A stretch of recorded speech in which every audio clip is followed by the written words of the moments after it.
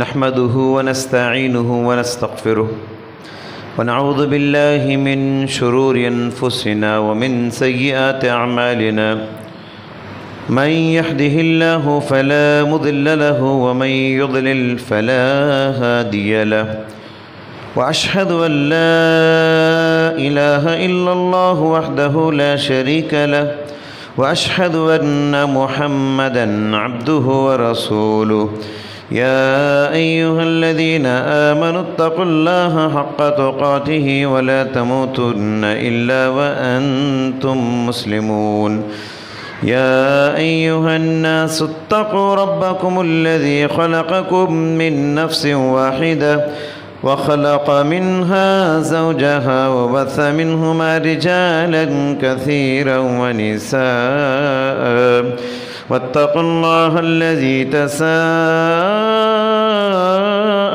به والأرحام إن الله كان عليكم رقيبا يا أيها الذين آمنوا اتقوا الله وقولوا قولا سديدا يصلح لكم أعمالكم ويغفر لكم ذنوبكم ومن يطع الله ورسوله فقد فاز فوزا عظيما أما بعد فإن خير الحديث كتاب الله وخير الهدي هدي محمد صلى الله عليه وسلم وشر الأمور محدثاتها وكل محدثة بدعة وكل بدعة ضلالة وكل ضلالة في النار أعوذ بالله السميع العليم من الشيطان الرجيم بسم الله الرحمن الرحيم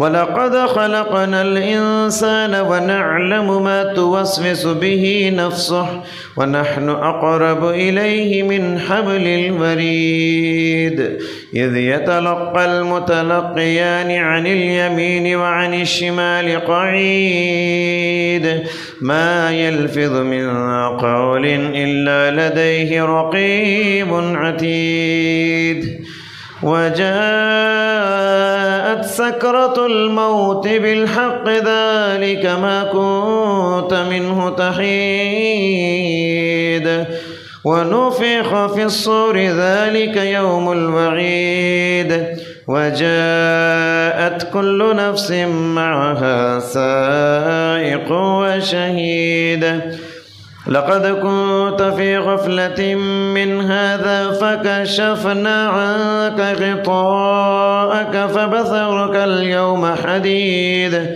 وقال قرينه هذا ما لدي عتيد ألقيا في جهنم كل كفار عنيد مناع للخير معتد مريب الذي جعل مع الله إلها آخر فألقياه في العذاب الشديد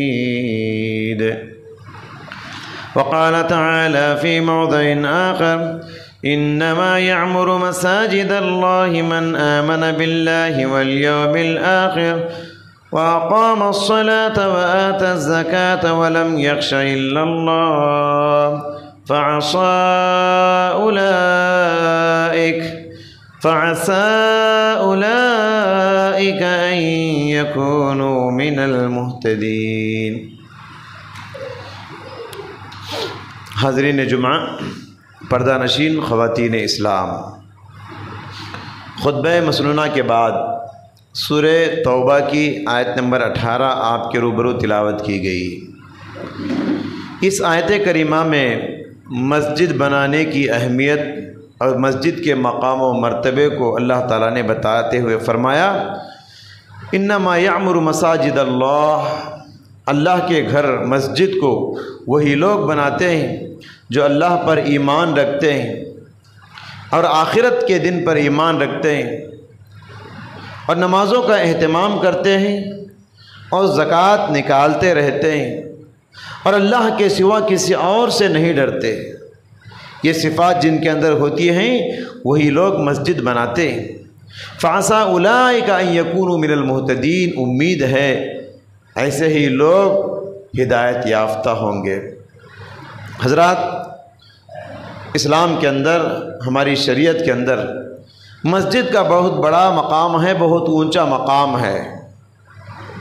پیارے نبی صلی اللہ علیہ وسلم نے فرمایا احب البلاد الی اللہ مساجدها، زمین کے ٹکڑوں میں سب سے زیادہ مقدس اور محبوب ٹکڑا، زمین کے جگہوں میں سب سے زیادہ اللہ کو پسندیدہ جگہ مسجد ہے۔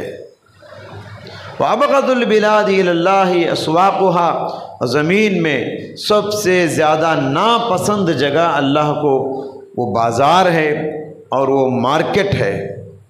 معلوم یہ ہوا کہ مسجد اللہ تعالیٰ کو بہت پسند ہے، کیونکہ یہاں آنے والا ہر انسان نیک ارادوں کے ساتھ آتا ہے، نیک تمناؤں کے ساتھ آتا ہے۔ مومن ہی نہیں، مجرم انسان بھی، گنہگار انسان بھی، بے دین انسان بھی مسجد کو آتا ہے، نیک ارادے لے کر آتا ہے، نیک خیالات لے کر آتا ہے، نیک خواہشات لے کر آتا ہے۔ اس لیے مسجد بہت ہی محبوب اور پسندیدہ ہے اللہ تعالیٰ کو۔ اور بازار یہ ناپسندیدہ جگہ کیوں کہا؟ اس لیے کہ سب سے زیادہ ظلم بازار میں ہوتا ہے، سب سے زیادہ دھوکہ بازار میں ہوتا ہے، سب سے زیادہ گناہ بازار میں ہوتے ہیں، سب سے زیادہ جھوٹ بازار میں، کاروبار میں ہوتا ہے۔ حضرات، ہر مسجد یہ اللہ تعالیٰ کا گھر ہے۔ دنیا میں کوئی بھی مسجد ہو اس کو بیت اللہ کہا جاتا ہے، اور بیت اللہ کا مطلب ہے اللہ کا گھر۔ مسجد کس کا گھر ہے؟ یہ اللہ کا گھر ہے۔ مطلب یہ ہے کہ یہاں آنے والا ہر انسان وہ اللہ سے جڑے گا۔ مسجد آنے والا ہر انسان وہ اللہ سے جڑے گا، کیونکہ وہ اللہ کے گھر کو آ رہا ہے، اللہ اس کا میزبان ہے، وہ مسجد کو آنے والا اللہ کا مہمان ہے۔ اور جو بندہ اللہ کے گھر کو جائے گا وہ خالی ہاتھ نہیں جائے گا۔ اللہ کے گھر میں عبادت کر کے جب نکلے گا وہ خزانے لے کر نکلے گا، رحمتوں کو لے کر نکلے گا، برکتوں کو لے کر نکلے گا۔ اللہ تعالیٰ بہت ساری نعمتوں کو دے کر بھیجے گا، کیونکہ وہ اللہ کے گھر کو آ رہا ہے مہمان بن کے، اللہ اسے خزانے دے کر گھر سے نکالے گا۔ حضرات، مسجد یہ وہ مقام ہے جہاں 5 وقت مسلمان ایک جگہ جمع ہو کر نماز ادا کرتے ہیں۔ مسجد یہ وہ مقام ہے جہاں رکوع کر کے اللہ کے بندے عاجزی کا اظہار کرتے ہیں۔ مسجد وہ مقام ہے جہاں سب سے زیادہ سجدے ہوتے ہیں، سجدوں میں بندے گڑ گڑا کر اللہ سے دعائیں مانگتے ہیں۔ مسجد وہ مقام ہے جہاں گنہگار اپنے گناہوں سے توبہ استغفار کر کے آنسو بہاتے ہیں اور اللہ سے تڑپ کے مانگتے ہیں، اللہ سے لو لگاتے ہیں، اللہ کے سامنے سر جھکاتے ہیں۔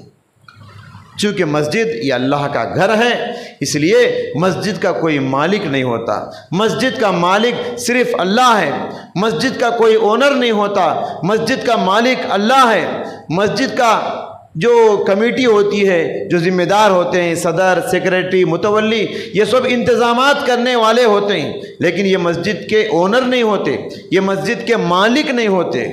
مالک مسجد کا اللہ سبحانہ و تعالیٰ ہے، اسی لیے مسجد میں اللہ کا حکم چلے گا، مسجد میں اللہ کے رسول صلی اللہ علیہ وسلم کی تعلیمات کا حکم چلے گا۔ مسجد میں اگر کوئی مسجد کا ذمہ دار کہے یہ مسجد میری ہے، یہاں میرا حکم چلے گا، یہاں میرا من چلے گا، تو یہ ایسا مسجد میں نہیں ہو سکتا۔ مسجد کسی کی ذاتی پراپرٹی نہیں ہوتی، مسجد کسی کی ذاتی مکان نہیں ہوتا، کیونکہ مسجد کا مطلب ہے مسجد کی ہر چیز، مسجد کا جگہ، یہ ہر چیز اللہ کے نام پہ وقف ہونا چاہیے۔ اگر مسجد کی پراپرٹی جو ہے کسی انسان کے نام پہ ہے تو اس جگہ کو مسجد نہیں کہا جاتا۔ تو مسجد کا مطلب یہ ہے یہ اللہ کے نام پہ اس کو وقف کرنا چاہیے۔ دیکھیے، مسجد جو ہے یہ مرکز توحید ہے، توحید کا مرکز ہوتا ہے مسجد۔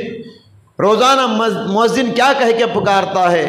اشہد ان لا الہ الا اللہ۔ مطلب یہ ہے کہ اللہ کے سوا کوئی معبود نہیں ہے۔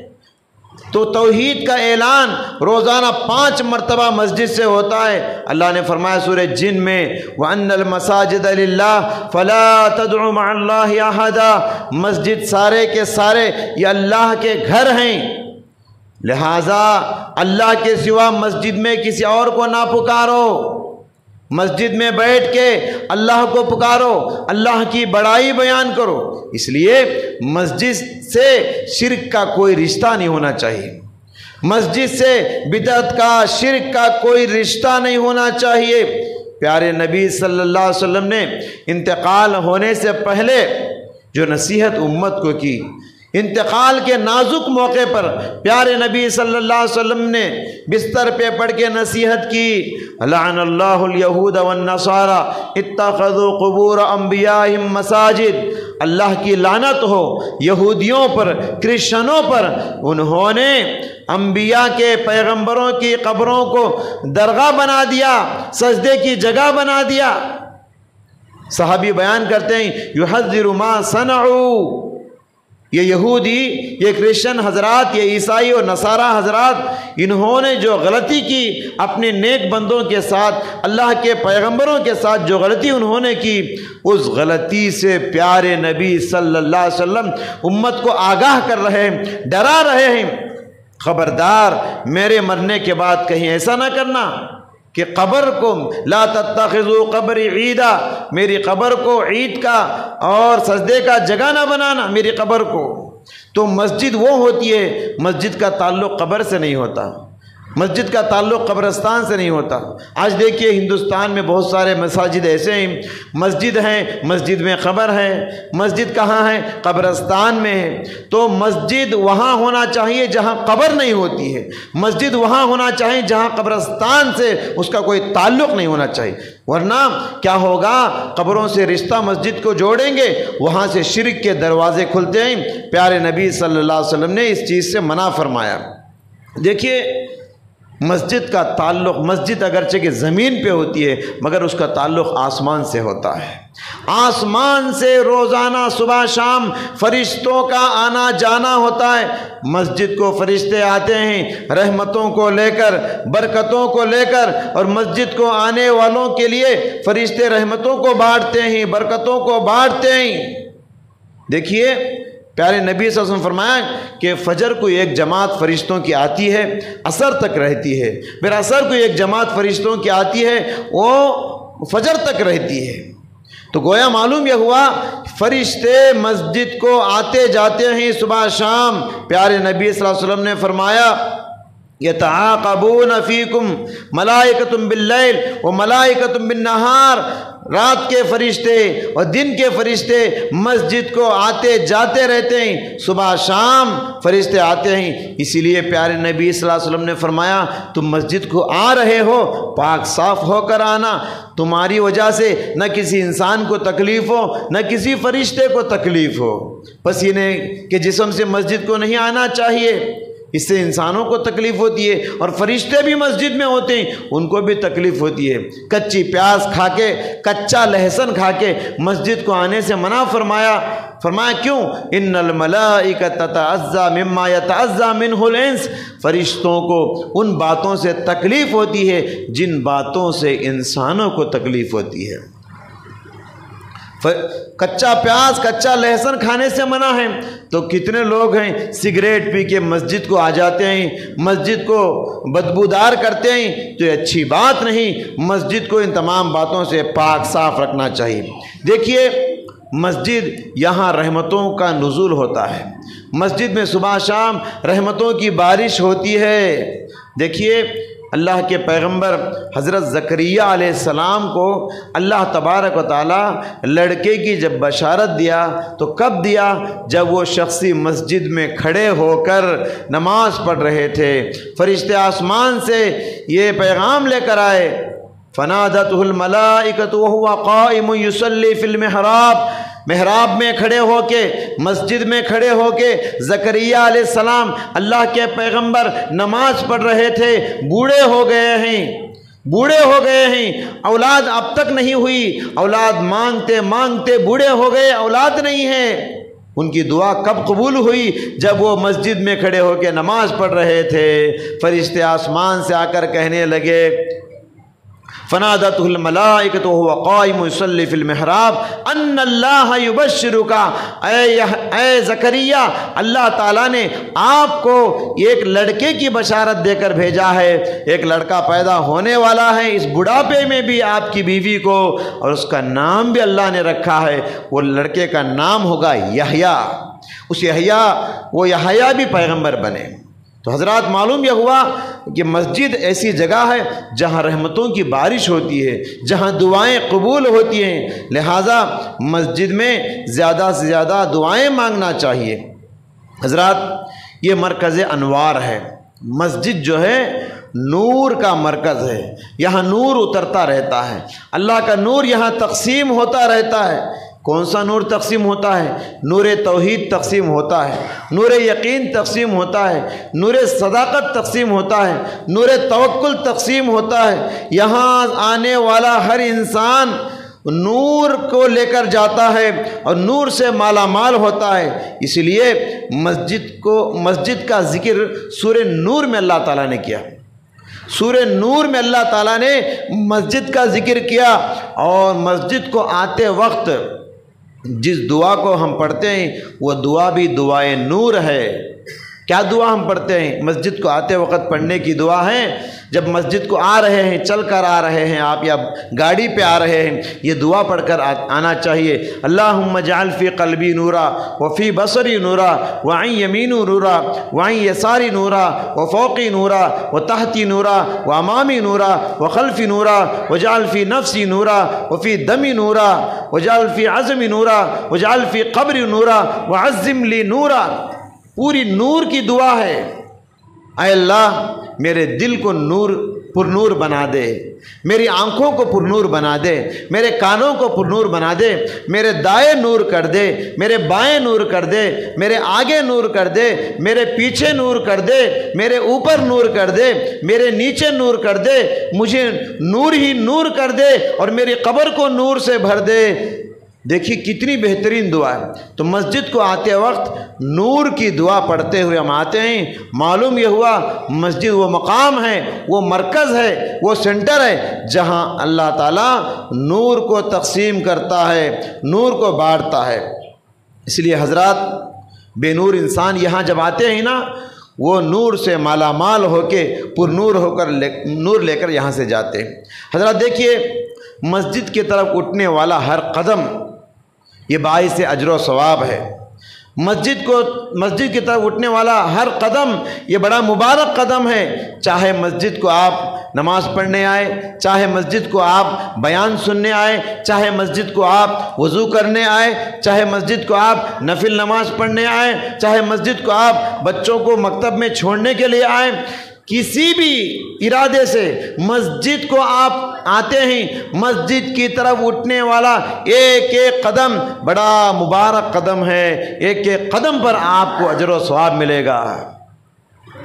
جابر رضی اللہ تعالیٰ عنہ کہتے ہیں مسجد نبوی، مدینہ کی جو مسجد ہے، مسجد نبوی کے اطراف کچھ جگہ خالی ہوئی، تو بنو سلمہ قبیلے والے، ان کا مکان مسجد نبوی سے بہت دور تھا۔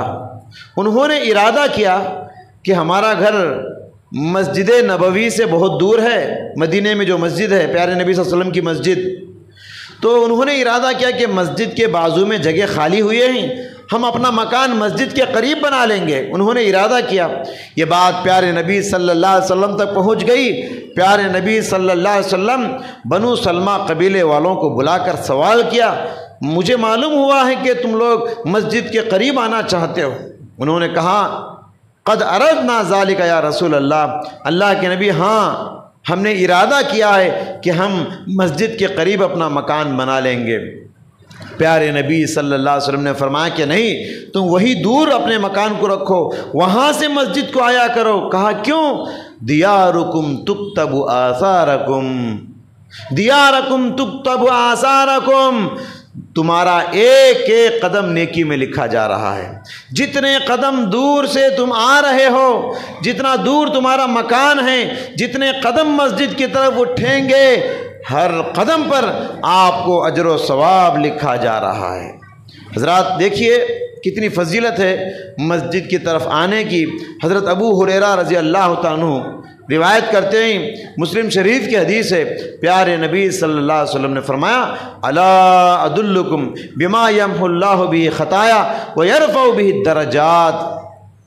کہا اے صحابہ، کیا میں تم کو ایسے اعمال نہ بتاؤں جن کے کرنے سے تمہارے گناہ معاف کر دیے جاتے ہیں اور تمہارے درجے بلند کر دیے جاتے ہیں؟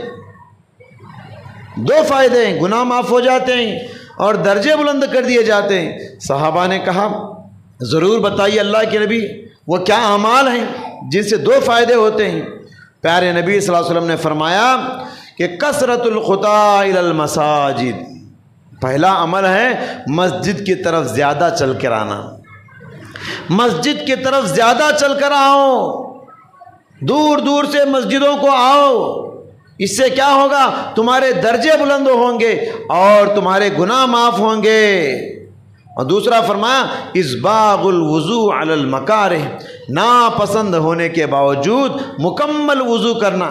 نماز کے لیے ہم وضو کرتے ہیں، خاص کر موسم سرما میں، ٹھنڈے موسم سے ہم گزر رہے ہیں، موسم سرما سے، تو ٹھنڈے موسم میں خاص کر فجر کے وقت میں، عشاء کے وقت میں، تہجد کے وقت میں جب ہم وضو کرتے ہیں، اس وقت پانی بڑا ٹھنڈا ہوتا ہے، موسم بڑا سرد ہوتا ہے، وضو کرنے کو من نہیں کرتا، دل نہیں کرتا۔ ایسے وقت میں بھی مکمل وضو آپ کرتے ہیں، ایک کے بعد دوسری نماز کا انتظار کرنا۔ آپ مسجد میں ظہر نماز ادا کر لیے، عصر کی نماز کا انتظار کر رہے ہیں، چاہے مسجد میں بیٹھے، چاہے مارکیٹ میں بیٹھے، چاہے گھر میں رہو، کہیں بھی آپ رہو، بار بار ٹائم دیکھ رہے ہیں کہ عصر کی نماز کا وقت ہو رہا کیا، ظہر کی نماز کا وقت ہو رہا کیا، بار بار گھڑیال دیکھ رہے ہیں۔ کیوں دیکھ رہے؟ دنیا کے فائدے کے لیے نہیں، کہیں نماز کا وقت تو نہیں ہوا، مغرب کا وقت تو نہیں ہوا، عشاء کا وقت تو نہیں ہوا۔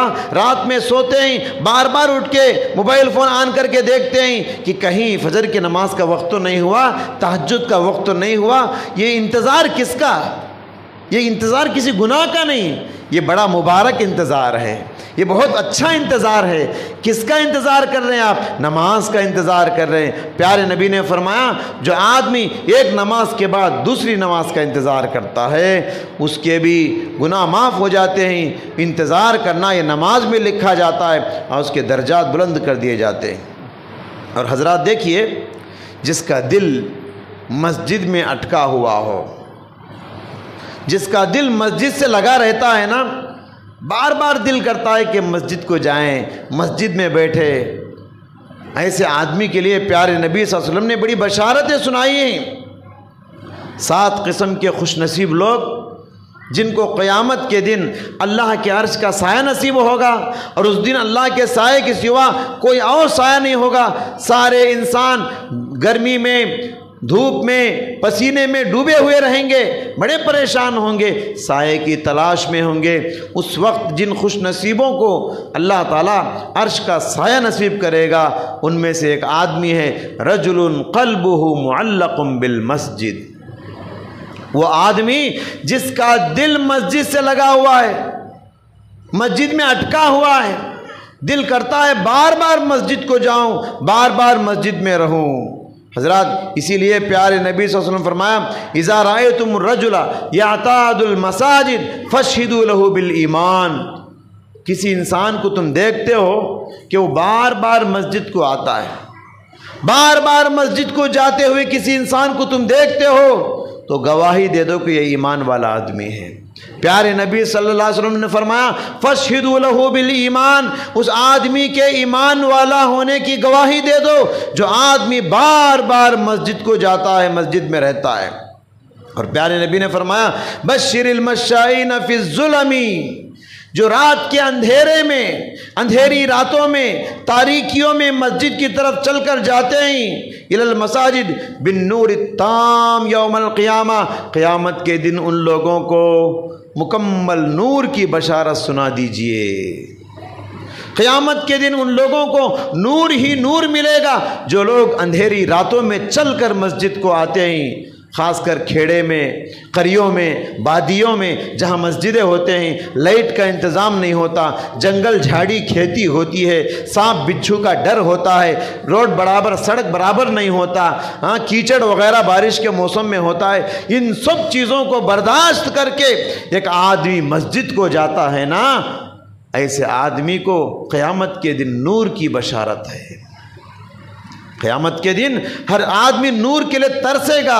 منافق ترس جائیں گے، کافر ترس جائیں گے، مشرک ترس جائیں گے، مگر ان کو نور نہیں ملے گا۔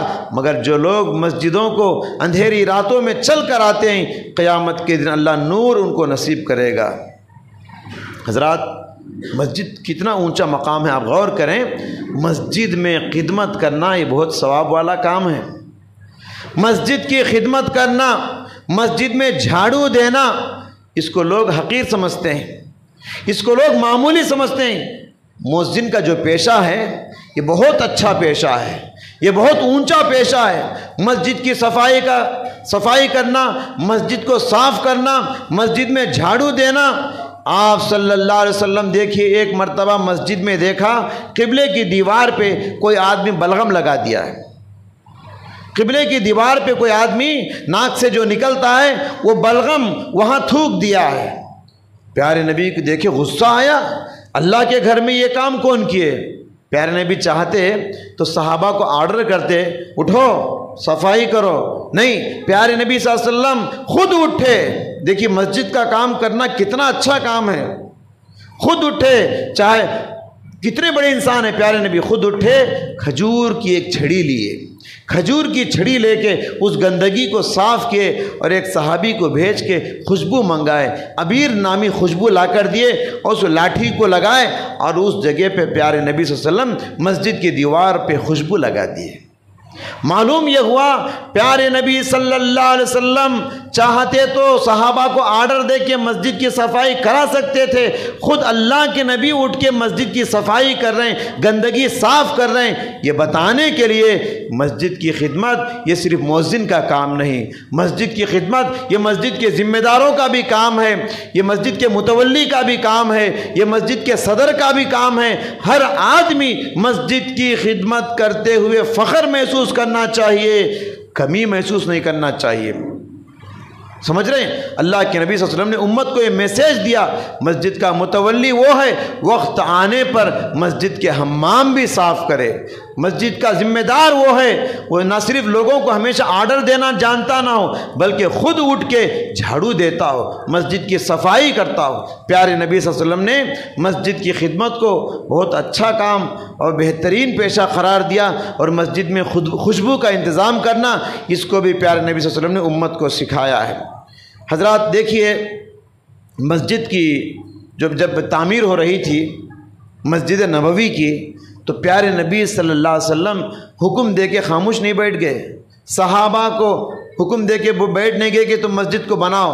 پیارے نبی صلی اللہ علیہ وسلم بھی پتھر ڈھو رہے تھے، پیارے نبی صلی اللہ علیہ وسلم بھی پتھر مسجد میں لے جا کے ڈال رہے تھے، اور تو اور حضرت ابراہیم علیہ السلام اور حضرت اسماعیل علیہ السلام جب کعبۃ اللہ کی تعمیر کر رہے تھے، معمار بن کر، میستری بن کے کام کر رہے تھے، پیغمبر معمار اور میستری بن کے کام کر رہے تھے، اسماعیل علیہ السلام پتھر لا کے دے رہے تھے، ابراہیم علیہ السلام خانہ کعبہ کی دیواروں میں جوڑ رہے تھے۔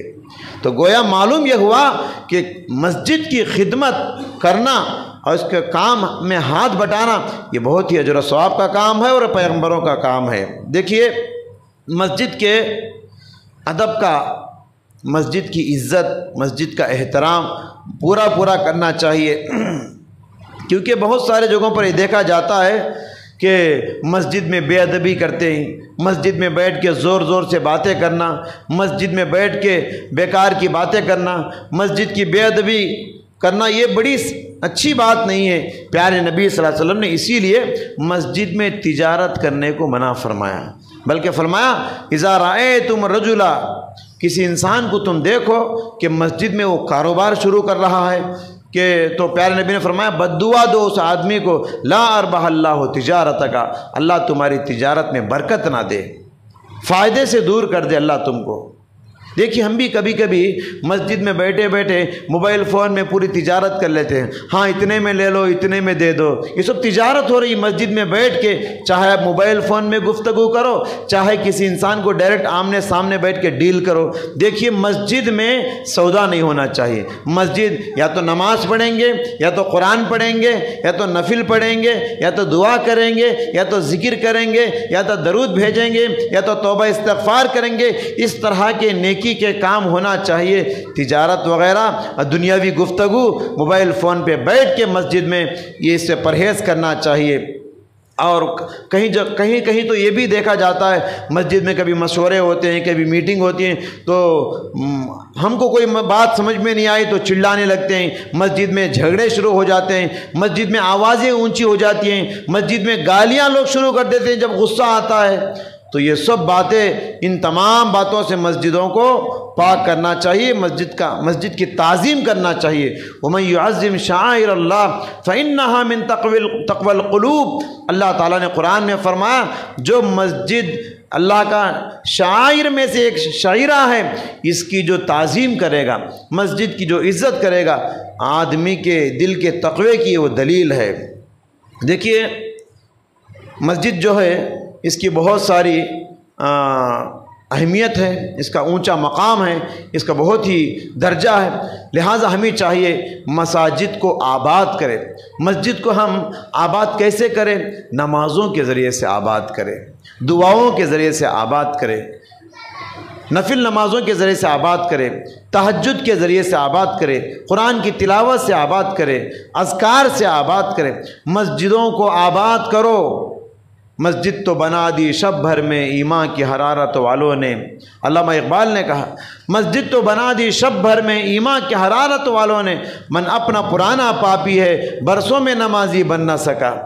سمجھ رہے کیا؟ آپ کے محلے میں کتنے سالوں سے مسجد ہے، کتنے برسوں سے مسجد ہے، آپ مسجد کے بازو میں رہتے ہیں، آپ مسجد کے پڑوسی ہیں، مسجد کو آتے نہیں، آپ مسجد میں بیٹھتے نہیں، آپ مسجد کی خدمت کرتے نہیں، آپ کیا آپ کبھی مسجد کو جھاڑو دیے ہیں؟ کیا آپ مسجد میں خدمت میں ہاتھ بٹائے ہیں؟ مسجد کو اپنا سمجھنا چاہیے، اپنائیت کے ساتھ اس کی خدمت کرنا چاہیے۔ حضرات اسی اہمیت کے پیش نظر پیارے نبی صلی اللہ علیہ وسلم نے بشارت سنائی ان لوگوں کو جو مسجدوں کو آباد کرتے ہیں، نمازوں کے ذریعے سے بھی اور اپنا مال دے کر مسجد کو آباد کرتے ہیں، تعمیری کام میں مسجد میں ہاتھ بتاتے ہیں۔ پیارے نبی صلی اللہ علیہ وسلم فرمایا من بنا للہ مسجدہ، جو اللہ کے گھر مسجد کو بناتا ہے، ولو کمفحص قطات، ایسی بات نہیں کہ ہر آدمی پوری مسجد مکمل بنا دے۔ مکمل مسجد کوئی انسان بنا سکتا ہے، کوئی انسان بنا نہیں سکتا، اتنا پیسہ اتنا دولت اللہ تعالیٰ کی ہر ایک کو نہیں دیتا۔ تو پیارے نبی نے فرمایا وَلَوْ كَمِفْحَصِ قَطَعَاتٍ، پرندے کے گھونسلے کے برابر بھی اتنی چھوٹی مسجد بھی اگر آپ بنائیں، بن اللہ لہ بیتن فی الجنہ، اللہ تعالیٰ آپ کے لیے جنت میں گھر بنائے گا۔ معلوم یہ ہوا مسجد کی تعمیر میں جو آدمی ہاتھ بڑھاتا ہے، اپنا دل کھولتا ہے، اپنا ہاتھ کھولتا ہے، اللہ تبارک و تعالیٰ ایسے آدمی کے لیے جنت میں گھر بنائے گا۔ تو مسجد کی خدمت میں پرندے کا گھونسلے کی مثال پیارے نبی نے دی۔ مطلب یہ ہے آپ بہت بڑا ماربل دے نہیں سکتے، ایک اینٹ مسجد کو دے دو، اتنی تو آپ کو طاقت ہے، ایک اینٹ اللہ کے گھر کو دے دو۔ آپ سے جو ہو سکتا ہے اللہ کے گھروں کو بنانے میں، مسجدوں کو آباد کرنے میں آپ اپنا ہاتھ بڑھاؤ۔ اس میں فائدہ یہ ہے اللہ تعالیٰ نیتوں کو دیکھتا ہے، آپ کتنا دے سکتے ہیں، اس پر اللہ تعالیٰ جنت میں گھر بنانے کا وعدہ کرتا ہے۔ کتنا آسان ہے دیکھیے جنت میں گھر بنانا۔ ہر انسان کی خواہش ہے کہ میرا جنت میں میرا مکان ہو، جنت میں میرا محل ہو۔ دنیا میں جتنے بھی گھر ہم بناتے ہیں، دنیا میں جتنے بھی پلاٹ ہم خریدتے ہیں، دنیا میں جتنے بھی بنگلے ہم بناتے ہیں، یہ دنیا میں رہ جائیں گے، آخرت میں اس کا کچھ فائدہ نہیں ہوگا۔ لیکن دنیا میں اگر آپ مسجد بناتے ہیں، مسجد میں ایک اینٹ بھی لگاتے ہیں، مسجد میں تھوڑا بھی پیسہ لگاتے ہیں، یقین مانیے قیامت تک آپ کو ثواب ملتا رہے گا۔ آپ مر گئے، آپ کے نامہ اعمال کا سلسلہ بند ہو گیا، نیکیوں کا سلسلہ بند ہو گیا، اب انتقال ہو گئے، لیکن چونکہ مسجد کو آپ مدد کر کے انتقال ہوئے ہیں، آپ کا پیسہ مسجد میں لگا ہے، چاہے وہ دیوار کی شکل میں، چاہے وہ دروازے کی شکل میں، چاہے وہ محراب کی شکل میں، چاہے وہ کوئی بھی کھڑکی کی شکل میں، جو بھی آپ مدد کر کے انتقال ہو گئے، آپ قبر میں آرام کر رہے ہیں، آپ کے نامہ اعمال میں نیکیاں روزانہ بڑھ رہے ہیں۔ جو فیان مسجد کو لگا کے آپ انتقال ہو گئے، جتنے لوگ ہوا لے رہے ہیں اس سے سب ثواب آپ کے قبر میں آپ کو پہنچتا رہے گا قیامت تک۔ آپ کا نامہ اعمال اگر کھلا آپ رکھنا چاہتے ہیں، نامہ اعمال میں روزانہ نیکیوں میں اضافہ آپ چاہتے ہیں، تو بہترین راستہ ہے مسجدوں کو تعمیر کرنے کا۔ لہذا مسجدوں کے مقام کو سمجھیں، مسجد کی اہمیت کو سمجھیں، اپنے زیادہ اوقات مسجدوں میں لگائیں۔ دیکھنے میں یہ آتا ہے کہ لوگ آخری وقت میں مسجد میں آتے ہیں، امام صاحب سلام پھیرتے ہیں، مسجد سے فرار ہو جاتے ہیں۔ نہیں ہونا چاہیے، مسجد میں زیادہ اوقات لگائیے، یہاں رحمتیں ہیں۔ جب تک پیارے نبی نے فرمایا ایک آدمی جماعت کے ساتھ سلام پھیرنے کے بعد جب تک اس جگہ میں بیٹھا رہتا ہے یا وضو کی حالت میں رہتا ہے، اس وقت تک اس آدمی کے لیے فرشتے دعا کرتے رہتے ہیں، اللہ اس کو معاف کر دے، اللہ اس پر رحم فرما۔ لہٰذا فرشتوں کی دعا ہمیں لینا چاہیے، فرشتوں کی دعاؤں سے زندگی آباد ہوتی ہے۔ دعا ہے اللہ سبحانہ و تعالیٰ سے، اللہ سبحانہ و تعالیٰ مجھ کہنے والے اور آپ سننے والے سبھی حضرات کو مسجدوں کا احترام کرنے کی توفیق عطا فرمائیں، مسجدوں کے مقام و مرتبے کو سمجھنے کی توفیق عطا فرمائیں۔ اللہ ہم سب کو نمازی بنا، پنج جگانہ نماز مسجدوں میں باجماعت ادا کرنے کی توفیق عطا فرما۔ جو بیمار ہیں ان کو شفائے کاملہ عطا فرما، جو مجبور ہیں ان کی مدد فرما، جو بے سہارا ہیں ان کو سہارا نصیب فرما، جو بے آسرا ہیں ان کو آسرا نصیب فرما۔ اے اللہ جو بے اولاد ہیں ان کو صاحب اولاد بنا، جو مقروض ہیں ان کے قرضوں کی ادائیگی فرما، جو بے شادی ہیں ان کو نیک رشتے قائم فرما۔ اے مالک الملک، اے سات آسمان والے سات و زمین والے پروردگار، ہم سب کو دنیا کے اندر عزت کی زندگی عطا فرما، جب موت آئے تو کلمہ لا الہ الا اللہ پر ہمارا خاتمہ فرما۔